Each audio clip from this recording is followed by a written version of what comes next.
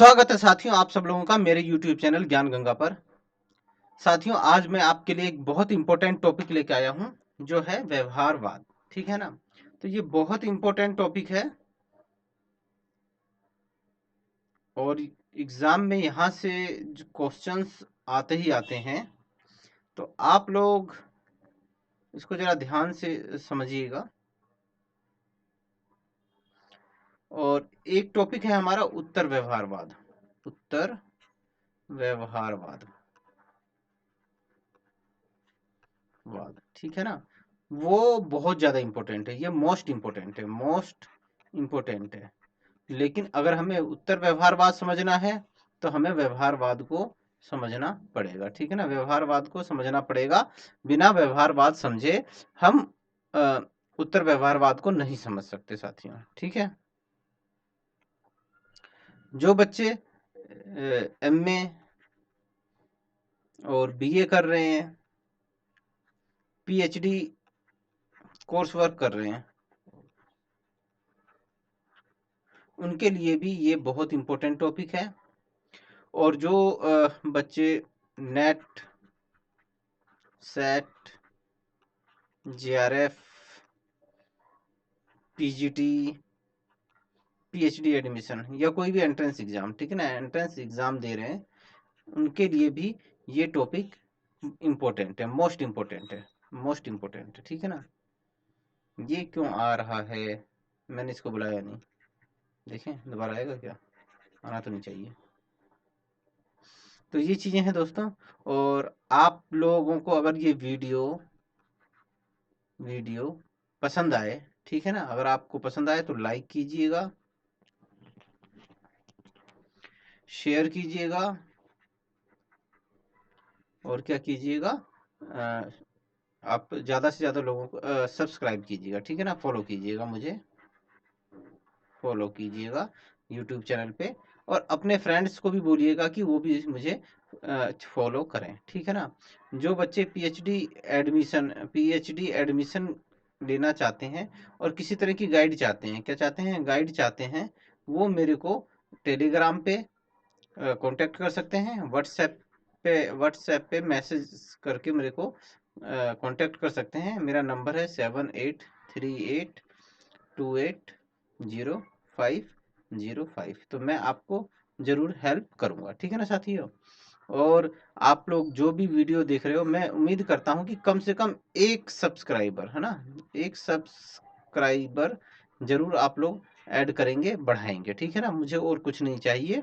ये वीडियो बनाने में साथियों बहुत मेहनत लगता है। कई बार ऐसा होता है कि एक एक घंटे का वीडियो होता है और पता चलता है कि 55 मिनट पे पहुंच के क्या हो गया कि स्लाइड रुक गई या किसी ने आवाज दे दी, ठीक है ना, कोई साउंड आ गया, ठीक है ना, या इस तरह का कुछ भी हो जाता है तो पूरी वीडियो खराब हो जाती है। शुरू से बनाना पड़ता है, फिर शुरू से स्टार्ट करो।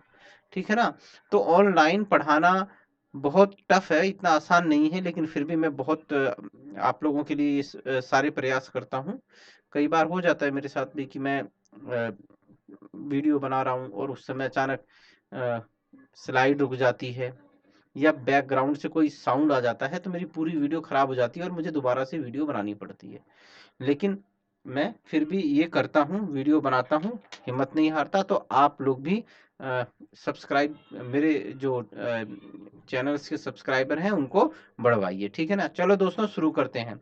व्यवहारवाद हम आज करने वाले हैं और व्यवहारवाद में हम अर्थ समझेंगे, विशेषताएं हैं, गुण हैं, सीमाएं या फिर दोष या आपका जो इसके महत्व हैं, वो हम ये पांचों चीजें हम आज इस लेक्चर में कवर करेंगे। चलिए दोस्तों, मानव व्यवहारवाद वैसे क्या है, सीधे सीधे अर्थों में देखा जाए व्यवहारवाद क्या है, तो मानव व्यवहार का अध्ययन ही क्या है, व्यवहारवाद है। ठीक है ना। क्या होता है, मानव व्यवहार का अध्ययन ही व्यवहारवाद है। अब इसकी आवश्यकता ही क्यों पड़ी व्यवहारवाद की हमें, तो इसलिए पड़ी दोस्तों, अगर जैसे हम अगर पहले देखते हैं, ठीक है ना, तो पहले जैसे पहले के जो परंपरागत अध्ययन है, परंपरागत अध्ययन विधि है ना, अध्ययन है ना, उसके अंदर क्या होता था, उसके अंदर सरकार, राज्य सरकार के अंग जैसे कार्यपालिका, पालिका, न्यायपालिका,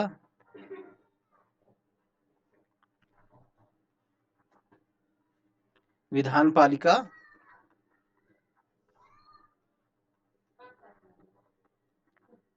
और ज्यादा से ज्यादा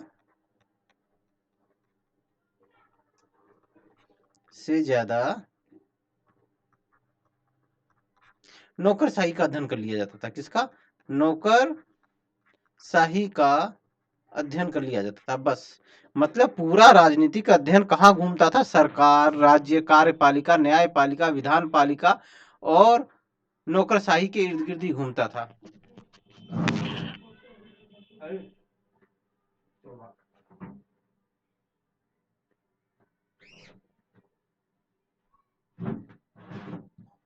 तो परंपरागत अध्ययन में सारा का सारा अध्ययन सरकार, राज्य, कार्यपालिका, न्यायपालिका, विधान पालिका और नौकरशाही के इर्द गिर्द ही रहता था। इससे आगे वो नहीं बढ़ते थे। मानव व्यवहार का तो मतलब ही नहीं होता अध्ययन करने का। ठीक है।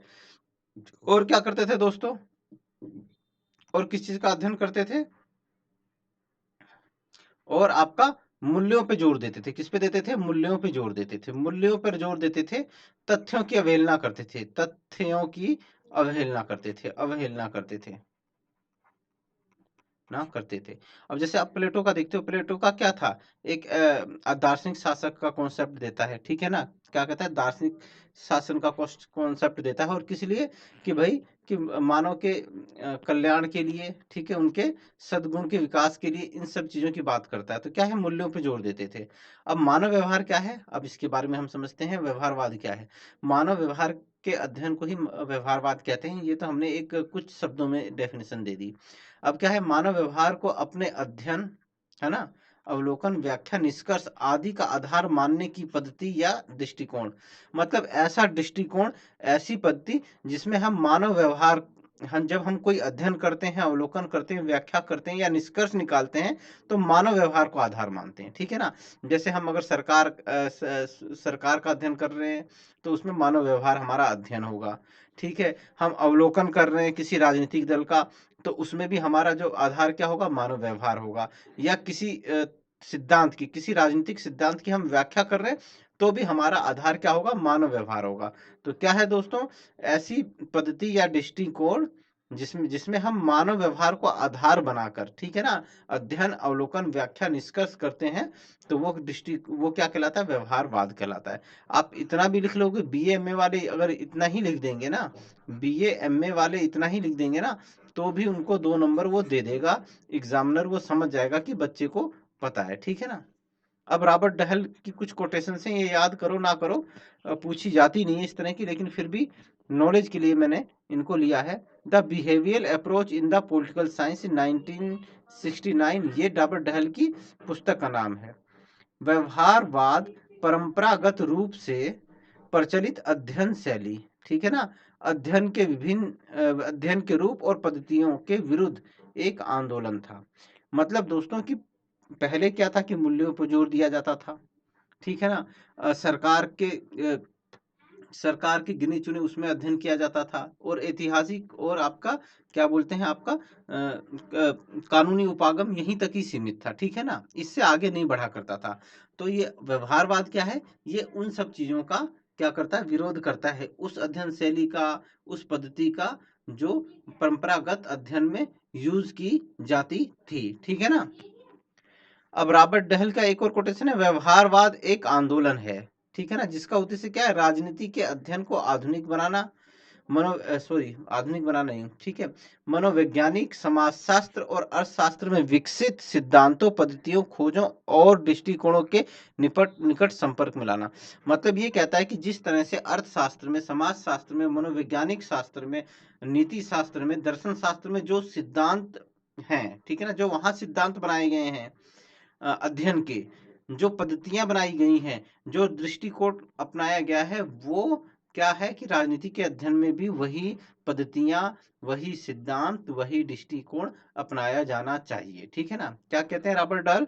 रॉबर्ट डहल कहते हैं कि व्यवहारवाद एक आंदोलन है और जो पद्धतियां, जो सिद्धांत, जो दृष्टिकोण मनोवैज्ञानिक शास्त्र, मनोविज्ञान शास्त्र, समाज शास्त्र, अर्थशास्त्र, दर्शन शास्त्र आदि में अपनाई जाती हैं, वही चीजें, ठीक है ना, वही टेक्निक्स, वही टूल्स, वही पद्धतियां, वही दृष्टिकोण क्या बोलते हैं आपका राजनीति में भी अपनाना चाहिए, ठीक है ना। मैं अपने शब्दों में आपको बता रहा हूँ, हो सकता है इससे आपको इतना अच्छा ना समझ में आए।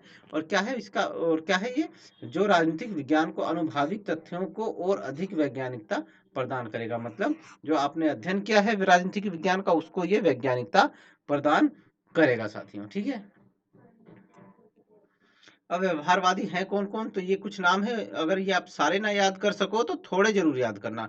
डेविड ईस्टन है, आमंड है, इनको तो जरूर याद करना, लॉसवेल, ठीक है, एडवर्ड सिल्स, या आधा ल है, ठीक है ना, गलत हो गया, मिस्टेक, कैटलिन याद करो, और रॉबर्ट डहेल, और एक है आपका उनका नाम है चार्ल्स मेरियम, ये बहुत इंपॉर्टेंट है, चार्ल्स मरियम, कहीं मरियम लिखा होगा कहीं मेरियम लिखा होगा तो कंफ्यूज नहीं होना है, ठीक है। तो ये नाम आपको याद रखने। चार्ल्स मेरियम को व्यवहारवाद का बौद्धिक पिता कहा जाता है। क्या कहा जाता है? बौद्धिक पिता कहा जाता है। और शिकागो स्कूल में, ठीक है ना, शिकागो स्कूल में व्यवहारवाद की आधारशिला रखी गई थी।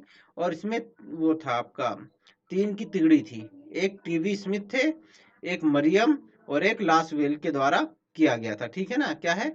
टीवी स्मिथ, मरियम और लासवेल, इन तीनों ने क्या क्या था, आधारशिला रखी थी। व्यवहारवाद का सर्वप्रथम प्रयोग किसने किया? तो वो डेविड ईस्टन थे, जिन्होंने व्यवहारवाद का सबसे पहले प्रयोग किया। और कहाँ से संकल्पना ली? तो जीवी वाटसन से। किससे ली? जीवी वाटसन से ली। व्यवहारवाद का पिता डेविड ईस्टन को कहा जाता है, बौद्धिक पिता कहा जाता है चार्ल्स मरियम को, और व्यवहारवाद का पिता किसको कहा जाता है? डेविड ईस्टन को। अब डेविड ईस्टन अपनी ने कुछ विशेषताएं बताई हैं, 8 विशेषताएं बताई, कुछ नहीं 8 विशेषताएं बताई। The current meaning of behaviourism, ठीक है ना। 1945 के अनुसार व्यवहारवाद की निम्नलिखित 8 विशेषताएं बताई इन्होंने, 8, ठीक है ना, 8 विशेषताएं। नियमितता, राजनीतिक व्यवहार में खोज किए जाने योग्य नियमितताएं और समानताएं पाई जाती। मतलब जैसे राजनीति विज्ञान में आप राजनीतिक व्यवहार में जब आप कुछ खोज करते हो ना, तो उसमें नियमितता मतलब वो बार बार, ठीक है ना, निरंतर, है ना, कहते हैं ना नियमित हो गया है। तो वो जो राजनीतिक व्यवहार में जो खोज किए जाने योग्य नियमितताएं और समानताएं पाई जाती हैं, ठीक है ना, मतलब एक जैसी होंगी और कई बार आ सकती हैं, ठीक है ना। ये बार बार घटित होने वाली प्रेक्षणीय गतिविधियों या क्रियाओं को बताती हैं। मतलब ये ऐसी घटित होने वाली जो हैं ये प्रेक्षणीय है गतिविधियां हैं, मतलब इनका परीक्षण किया जा सकता है, और इनका क्रियाओं को ये बताती हैं, ठीक है ना। सत्यापन, मतलब जिसको जांचा परखा जा सके, है ना। नियमितताओं की खोज, है ना, आप जैसे इन नियमितताओं की खोज कर लेते हैं, तो ये सामान्य व्यवहार के संदर्भ में होनी चाहिए, ठीक है जी, सामान्य व्यवहार के संदर्भ में ये विशेषता है इसकी। और नियमितताओं पर आधारित सामान्यीकरण या निष्कर्ष प्रेक्षणीय या सत्यापनीय होना चाहिए, मतलब जिनकी जांच की जा सके, जिनका सत्यापन किया जा सके, ठीक है ना। सत्यापन मतलब और प्रेक्षणीय मतलब जांच की जा सके, ठीक है ना। कि ऐसा नहीं हो सकता कि एक बार इसको आपने कोई नियम, कोई सिद्धांत दे दिया, कोई सामान्यीकरण कर दिया, तो उसका बाद में परीक्षण ना हो सके, ऐसा नहीं है, ठीक है ना। मतलब कि वो नियमितता होनी चाहिए, मतलब बार बार होनी चाहिए वो चीज, और क्या उसका परीक्षण किया जा सके। प्रविधियां, ठीक है ना, प्रविधियां मेथड्स हैं, इसे विज्ञानवाद भी कहा जाता है। क्यों? क्योंकि ये वैज्ञानिक तकनीक पर आधारित है। अब क्या है ये, इसका अर्थ है तथ्यों और आंकड़ों, नियमितताओं को प्राप्त करने के लिए मान्य शोध पद्धतियां, प्रविधियां काम में ली जाती हैं। मतलब जैसे भाई आप शोध में कुछ टेक्निक्स होती हैं, ठीक है ना, कुछ टेक्निक्स होती हैं, कुछ टूल्स होते हैं, कुछ तो वो क्या होता है, वो सारी जो है, वो सारी इसके अंदर लगाई जाती हैं व्यवहारवाद के अंदर में। जब आप व्यवहारवाद के अंदर में किसी राजनीतिक विज्ञान का अध्ययन करेंगे, तो वो पद्धतियां होंगी, ठीक है ना, वो टूल्स होंगे, डाटा कलेक्शन करने का मेथड होगा, वो सारी चीजें इसमें लागू होती हैं, ठीक है। जब आप डाटा इकट्ठा करते हो, आंकड़े इकट्ठे करते हो, तो फिर वो विधियां और प्रविधियां काम में ली जाएंगी। ऐसा नहीं है कि आप अपने हिसाब से जाके डाटा कलेक्ट करोगे, नहीं, कोई जो विधि होगी उसके अकॉर्डिंग, उस मेथड के अकॉर्डिंग आप डाटा कलेक्ट करोगे, ठीक है ना। अब मैं इसके बारे में अगर आपको बताने लग गया प्रविधियां क्या है, पद्धतियां क्या है, तो बहुत टाइम लग जाएगा, ठीक है ना। ये अपने आप में 1 घंटे का लेक्चर है। आप अगर मेरा रिसर्च का अगर देखते हो, मेरी रिसर्च की क्लास लेते हो, रिसर्च की, तो आपको वहां पे ये पद्धतियां और प्रविधियां मिल जाएंगी, ठीक है। जैसे अब इसमें ये कौन कौन से, जैसे सैंपल कलेक्ट करना, विश्लेषण करना, सर्वेक्षण, गतीय मॉडल, ठीक है, ये सारी चीजें इनको ये प्राथमिकता देता है, ठीक है। परिमापन मतलब माप माप करने योग्य, ठीक है ना। व्यवहारवादी अध्ययन के विवरण तथा आधार सामग्री को लेखबद्ध करने में विशुद्धता लाने के लिए मापन तथा परिमापन की आवश्यकता होती है। मतलब ये कहता है व्यवहारवाद में जो आप किसी घटना या व्यवहार को माप रहे हो ना, तो उसका मापन करने की आवश्यकता होती है, ठीक है ना। ठीक है ना। और वो गणितीय होते हैं, आपका स्टैटिक्स होते हैं, उनको लगाया जाता है और उससे देखा जाता है, ठीक है ना। तो क्या है कि आपको ये परिमारण होना चाहिए, ठीक है ना। मापन की आवश्यकता पड़ती है, ये भी इसका एक प्रमुख विशेषता है। मूल्य निरपेक्षता, व्यवहारवाद में राजनीति वैज्ञानिक अपने मूल्यों को आदर्शों से दूर रखते हैं। कि भाई आप जैसे अगर किसी चीज पे अगर रिसर्च कर रहे हो, किसी चीज पे काम कर रहे हो, अध्ययन कर रहे हो, तो आपके अपने मूल्य जो और आदर्श है ना, वो नहीं वो उसका प्रभाव नहीं पड़ना चाहिए आपके अध्ययन पे और आपके रिसर्च शोध कार्य पे, ठीक है ना। इस दृष्टि में कोई भी वस्तु अपने आप में अच्छी बुरी नहीं होती है। मतलब आप जैसे अगर आप कर रहे हो, आप लोकतंत्र के ऊपर रिसर्च कर रहे हो, तो आपकी नज़र में न तो लोकतंत्र अच्छा है न बुरा है, ठीक है ना। वो तो मूल्यों को जो आप तथ्य इकट्ठा करोगे ना, है ना, जो तथ्य या आंकड़े इकट्ठा करोगे, वो तथ्य आंकड़े आंकड़े बताएंगे कि क्या अच्छा है या बुरा नहीं है, वो आंकड़े बताएंगे, ठीक है ना। आप अपने मूल्य नहीं डालोगे इसके अंदर, आप अपने मूल्य नहीं डाल सकते, ठीक है ना। आपको अपने मूल्यों से फ्री रखना है रिसर्च को, ठीक है। नहीं मन में कोई पहले से ऐसा भाव लेके चलना है कि हाँ यार लोकतंत्र तो अच्छा शासन है या बुरा शासन है, या लोकतंत्र उन लोगों के लिए अच्छा है जो पढ़े लिखे हैं, या लोकतंत्र उनके लिए गलत है जो अनपढ़ गंवार हैं, ठीक है ना। ऐसा आपके दिमाग में कोई मूल्य नहीं आना चाहिए, ठीक है। मूल्य फ्री होके आपको अपना काम करना है। तो मूल्य निरपेक्षता व्यवहारवाद की एक बहुत बड़ी फैक्ट है। इससे पहले क्या होता था कि भाई आपने जैसे जो आपने कार्ल मार्क्स देखा, जॉन लॉक देखा, आपने हीगल देखा, आपने अरस्तु देखा और आपने प्लेटो देखा। उनके उसमें क्या था कि वो मूल्य निरपेक्षता नहीं थी, ठीक है ना। वो मूल्यों को लेके चल रहे थे, ठीक है ना। दार्शनिक राजा का कॉन्सेप्ट देता है, तो वो उसमें अपना मूल्य लेके चल रहा था। कार्ल मार्क्स वो भी अपने मूल्य लेके चल रहा था, ठीक है ना। तो क्या है, आपको मूल्य लेके नहीं चलना है, ठीक है, मूल्य फ्री रहना है। क्रमबद्धता, ठीक है ना। व्यवहारवाद क्रमबद्धता पर जोर देता है। अध्ययन, अवलोकन, तथ्य संग्रह, सिद्धांत निर्माण, सत्यापन आदि सभी में क्रमबद्धता रहनी चाहिए, ठीक है ना। इनमें, ठीक है। अब जैसे कि दोस्तों ऐसा तो हो नहीं सकता कि पहले आप सिद्धांत निर्माण कर लो फिर तथ्य इकट्ठा करो, ऐसा होता है? ऐसा नहीं हो सकता है, ठीक है ना। पहले क्या होगा कि आप क्या करोगे, पहले अवलोकन करोगे, अवलोकन अवलोकन करोगे, तथ्य एकत्रित करोगे, है ना। तथ्य एकत्रित करोगे, फिर उसके बाद क्या करोगे, उसके बाद विश्लेषण करोगे, विश्लेषण, फिर उसके बाद क्या करोगे, निष्कर्ष दोगे, और उसके बाद सिद्धांत निर्माण होगा, निर्माण। लेकिन क्या ऐसा हो सकता है कि पहले सिद्धांत निर्माण हो जाए और बाद में विश्लेषण हो, विश्लेषण या तथ्य इकट्ठा हो, तथ्य एकत्रित करें? ऐसा हो सकता है? नहीं, ऐसा नहीं हो सकता। तो क्या है, क्रमबद्धता होनी चाहिए कि आपके जो कार्य हैं, ठीक है ना, उसमें उस आपके अध्ययन में क्रमबद्धता होनी चाहिए, ऐसा व्यवहारवाद कहता है। और ये बहुत बड़ी विशेषता है। विशुद्ध विज्ञान, व्यवहारवाद का उद्देश्य राजनीतिक विज्ञान को एक विशुद्ध विज्ञान बनाना है। मतलब ऐसा विज्ञान बनाना है जिसमें राजनीतिक विज्ञान को ऐसा विज्ञान बनाना है जिसमें विज्ञान की भांति ही कार्य कारण परीक्षण, ठीक है, डाटा कलेक्शन, सिद्धांत निर्माण, सब कुछ वैसे ही होता हो जैसा विज्ञान में होता है। तो शुद्ध विज्ञान बनाना चाहते हैं इसको। एकीकरण, अब ये क्या है कि राजनीतिक विज्ञान सभी सामाजिक विज्ञान समस्त मानव परिस्थितियों से संबंध रखते हैं। मतलब जैसे कि हमारा अर्थशास्त्र हो गया, समाजशास्त्र हो गया, हमारा क्या बोलते हैं इतिहास, इतिहास शास्त्र जो हो गया, हमारा राजनीतिक विज्ञान, ये सब क्या है, आपस में संबंध रखते हैं, ठीक है ना। और मानव की परिस्थितियों से संबंध रखते हैं। तो क्या हो गया कि अन्य सभी विषयों से संबंध, तो राजनीतिक विज्ञान को भी अन्य सभी विषयों से संबंध रखना चाहिए, अर्थात अंतर अनुशासनात्मक संबंधों पर बल देता है। मतलब राजनीतिक विज्ञान को वो विधि, वो टेक्निक, वो टूल्स यूज करने चाहिए, वो प्रविधियां यूज करनी चाहिए, वो दृष्टिकोण अपनाना चाहिए जो दर्शन शास्त्र, आपका समाज शास्त्र, अर्थशास्त्र यूज करता है अपने अध्ययन में, ठीक है ना। तो ये क्या होता है, एकीकरण पर बल देता है। व्यवहारवाद की बौद्धिक आधारशिला स्टर ने 8 विशेषताओं, जो मैंने अभी डिस्कस किया, नियमितता, सत्यापन, प्रविधियां, परिमापन, मूल्य निरपेक्षता, क्रमबद्धता, ठीक है ना, विशुद्ध विज्ञान, एकीकरण को ऐसी बौद्धिक आधारशिलाएं कहता है जिसके आधार पर समस्त व्यवहारवादी आंदोलन का भवन खड़ा किया गया, ठीक है ना। इसके अलावा कुछ और विशेषताएं हैं, ठीक है ना। वो क्या है, मूल्य मुक्त, ये मूल्य मुक्त है, मतलब इसके अंदर मूल्य नहीं होते हैं। तथ्यों पे बल देता है, तथ्यों पर बल देता है ये, ठीक है ना, बल देता है। शक्ति, शक्ति का अध्ययन करता है, ठीक है ना, शक्ति का अध्ययन करता है। ये इतनी इंपॉर्टेंट नहीं, लेकिन फिर भी बाई चांस अगर यहाँ से आ जाए तो आप देख लेना, ठीक है ना। मूल्य मुक्त की बात करता है, तथ्यों पर बल देता है, शक्ति का अध्ययन करता है। तो ये सारी क्या है, इसकी विशेषताएं हैं दोस्तों, ठीक है ना। ये क्या है, इसकी ये सारी इसकी विशेषताएं हैं।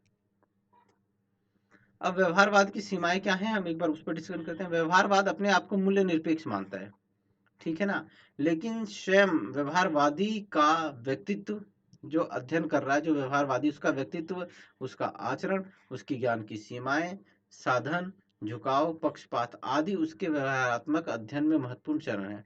अब दोस्तों, कोई यूं कहना कि मैं बिल्कुल मूल्य निरपेक्ष हूँ, वो पॉसिबल है ही नहीं है आज के टाइम में, ठीक है ना, कभी भी पॉसिबल नहीं है।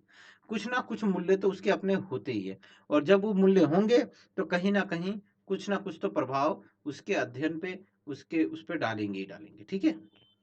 तो ये सीधा सा बात है, ठीक है ना। राजनीतिक अध्ययन केवल व्यवहारिक तरीकों से संभव है। अब ये क्या कहते हैं, व्यवहारवादी क्या कहते हैं कि राजनीतिक अध्ययन जो है सिर्फ व्यवहारवादी तरीकों से ही संभव है, लेकिन ऐसा नहीं है, ये पॉसिबल नहीं है दोस्तों। क्यों, क्योंकि अगर आप देखो कि व्यवहारवाद तो 1920 के बाद आया, ठीक है ना, 1920 के बाद इसने आगे बढ़ा, लेकिन प्लेटो, अरस्तु, Locke, Hegel, Hobbes, Rousseau, Marx, ये जितने भी विचारक हैं, तो इन्होंने भी तो अपना अध्ययन किया है ना, इसने इन्होंने जो राजनीति का अध्ययन किया, तो क्या इनका राजनीति का अध्ययन संभव नहीं था क्या, ठीक है, क्या इन्होंने सही से किया, नहीं, नहीं बिल्कुल किया। इनके पास एक विशेष अंतर्दृष्टि थी, क्या थी, अंतर्दृष्टि थी, जिसके दम पे उन्होंने ऐसे क्या बोलते हैं, ऐसे सिद्धांत दिए, ऐसे कॉन्सेप्ट दिए, जो आज के टाइम में भी इतने वर्षों बाद, ठीक है ना, प्लेटो और अरस्तु 2000 से ऊपर वर्षों के बाद भी वो आज भी इतने व्यवहारिक है और व्यवहार में लागू होते हैं और अध्ययन के विषय बने हुए हैं। तो ये कहना कि केवल व्यवहारिक तरीकों से ही संभव है, ये गलत बात है, ठीक है ना। आपको कुछ ना कुछ अलग तरीके से भी इसमें सोचना पड़ेगा ही पड़ेगा, ठीक है ना। व्यवहारवाद व्यक्तिगत गुणों के आधार पर समाज का अध्ययन करता है, किंतु व्यक्तिगत गुण किसी समूह के लिए स्पष्टीकरण से उपयुक्त आधार नहीं बन सकते, ठीक है ना। मानव व्यवहार को मापना एक बहुत कठिन कार्य है। अब मानव व्यवहार को कैसे मानोगे भाई, किसी को पसंद है, किसी को लोकतंत्र पसंद है, कितना पसंद है, कितना नहीं पसंद है। दूसरा ये है कि मानव व्यवहार बदलता रहता है, रहता रहता है, ठीक है ना। सपोज करो कि चुनाव से 2 महीने पहले आपने किसी से मानव व्यवहार जानने की कोशिश की, आपको लगा कि वो सरकार का समर्थन करता है, क्या करता है, सरकार का सरकार का सरकार का समर्थन करता है, ठीक है ना, समर्थन करता है। किंतु बाद में सरकार ने फ्री बिजली कर दी, फ्री इलेक्ट्रिसिटी, ठीक है, फ्री वाटर वाटर कर दिया, ठीक है, एक फ्री वाटर कर दिया, फ्री ट्रैवलिंग कर दी, फ्री ट्रैवलिंग कर दी। तो मानव का व्यवहार तो चेंज हो गया ना, मानव का व्यवहार क्या हो गया, चेंज हो गया। अब वो सरकार का समर्थन यहाँ पे समाज का समर्थन नहीं कर रहा था, अब उसका समर्थन करने लग गया, ठीक है ना, क्योंकि उसे फ्री सारी चीजें मिल गई। तो मानव का व्यवहार क्या होता है, चेंज होता रहता है। या मानव के संग कोई ऐसी घटना घट गई कि वो उसे सरकार सरकार को दोषी समझने लग गया, तो क्या हो गया कि मानव व्यवहार का अध्ययन करना चाहता है व्यवहारवाद, लेकिन मानव व्यवहार का मापन करना बड़ा कठिन है, ठीक है ना, और ये चेंज होता रहता है। व्यवहारवाद यथास्थिति का पक्षधर हो गया है, क्योंकि इसमें केवल क्या मतलब जो चल रहा है ना, इसी का ही अध्ययन करता है। ये क्या होना चाहिए ना, इससे इसका कोई मतलब नहीं है। क्या होना चाहिए, इससे कोई मतलब नहीं है। क्या होना चाहिए, इससे कोई लेना देना नहीं है इसका, सिर्फ जो है उसी का ही विश्लेषण करता है और अपना निष्कर्ष दे देता है, ठीक है ना। जबकि होना ये चाहिए कि भाई हमारी सरकार कैसी होनी चाहिए, हमारा समाज कैसा होना चाहिए, न्याय व्यवस्था कैसी होनी चाहिए, कानून कैसे होने चाहिए। तो ये सारे क्या है, ये अध्ययन के विषय हैं। लेकिन व्यवहारवाद क्या करता है, यथा स्थिति का ही अध्ययन करके निष्कर्ष निकाल के किनारे हो जाता है। शोधकर्ता निरपेक्ष नहीं रह सकता। अब शोधकर्ता, ये हमने डिस्कस कर लिया भाई, शोधकर्ता निष्पक्ष नहीं रह सकता, उसके अपने मूल्य जो हैं वो उसको प्रभावित करते हैं। सर्वेक्षण पद्धति, ठीक है ना, बंद समाजों के लिए उपयुक्त नहीं है दोस्तों। बंद समाज ऐसे समाज होते हैं जिसमें प्रवेश करने की अनुमति नहीं होती है। बंद समाज ऐसे समाज जिसमें कोई विचार परिवर्तन या व्यक्ति के प्रवेश की अनुमति नहीं होती, के प्रवेश की अनुमति नहीं होती है, ठीक है ना, अनुमति नहीं होती है। जब इस समाज के अंदर में, ये बंद समाज है, इसमें किसी विचार की परिवर्तन की, व्यक्ति की प्रवेश की अनुमति ही नहीं है, तो यहाँ पे आप सर्वेक्षण करोगे कैसे, ठीक है ना, कैसे उसके व्यवहार का पता लगाओगे। तो क्या है कि ये मतलब जो ये है व्यवहारवाद बंद समाजों के लिए उपयुक्त नहीं है, ठीक है ना। आगे बढ़ते हैं साथियों। व्यवहारवाद के अध्ययन के केंद्रीय विषय कौन कौन से हैं, तो ये क्या करता है, औपचारिक की बजाय अनौपचारिक संस्थाओं का अध्ययन करता है दोस्तों। तो ये औपचारिक संस्थाएं कौन कौन सी हैं, औपचारिक कौन कौन सी हैं, ये राज्य हो गया दोस्तों। क्या हो गया, राज्य, सरकार, सरकार के अंग, ठीक है ना, और क्या हो गया, सरकार के अंग हो गए, कौन कौन से, कार्यपालिका, विधानपालिका,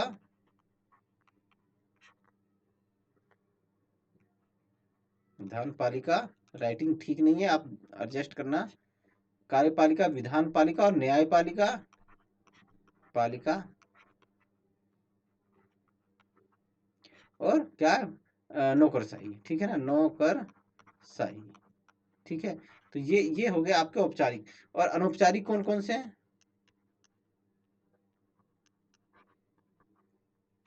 राजनीतिक दल, राजनीतिक दल, दबाव समूह, हित समूह, ट्रेड यूनियन,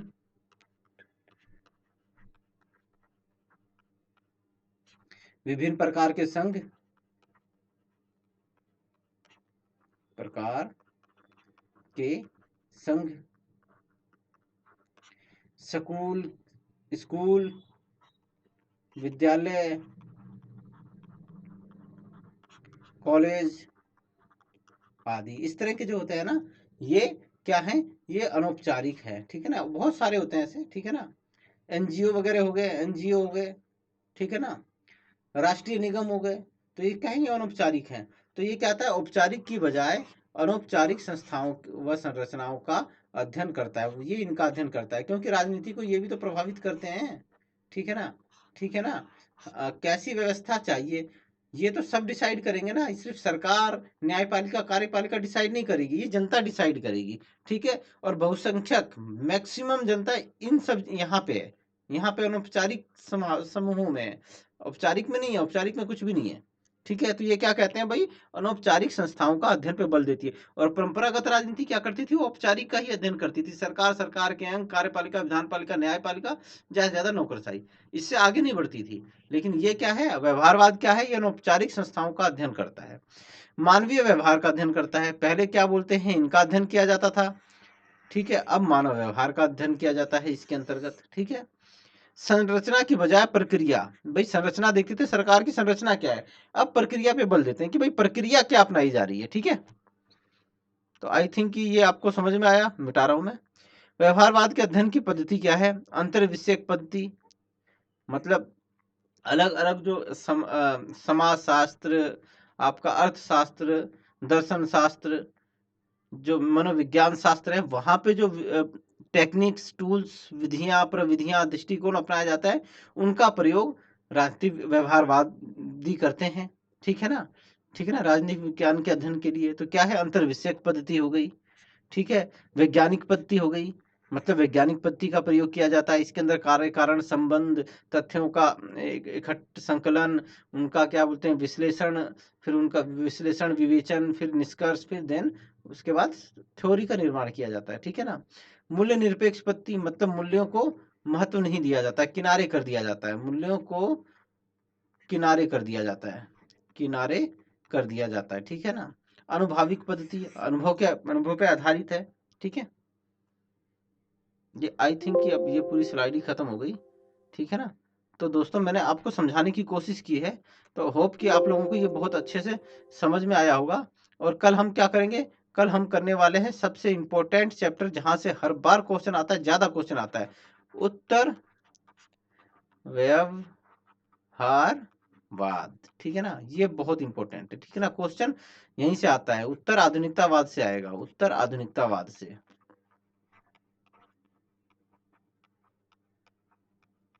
कोई बड़ी बात नहीं है कि इसी टॉपिक के अंदर में से 6 से 7 8 क्वेश्चन आ जाए, ठीक है ना, 6 से 8 क्वेश्चन आ जाए, कोई बड़ी बात नहीं है, ठीक है। तो ये दोनों टॉपिक्स तो आपको हर कीमत पे करके जाने हैं। और हमने चूंकि व्यवहारवाद अच्छे से समझ लिया है, हमें उत्तर व्यवहारवाद बहुत आसानी से समझ में आ जाएगा दोस्तों, ठीक है ना। तो अभी के लिए इतना ही, फिर मिलते हैं। लेकिन आप लोग मेरे सब्सक्राइबर बढ़वाइए, ज़्यादा से ज़्यादा लाइक कीजिए, ज़्यादा से ज़्यादा शेयर कीजिए, ठीक है, ताकि मैं आप लोगों के लिए और इससे भी अच्छे अच्छे बढ़िया बढ़िया वीडियो बना सकूं, ठीक है। अभी के लिए इतना ही, फिर मिलते हैं, जय हिंद।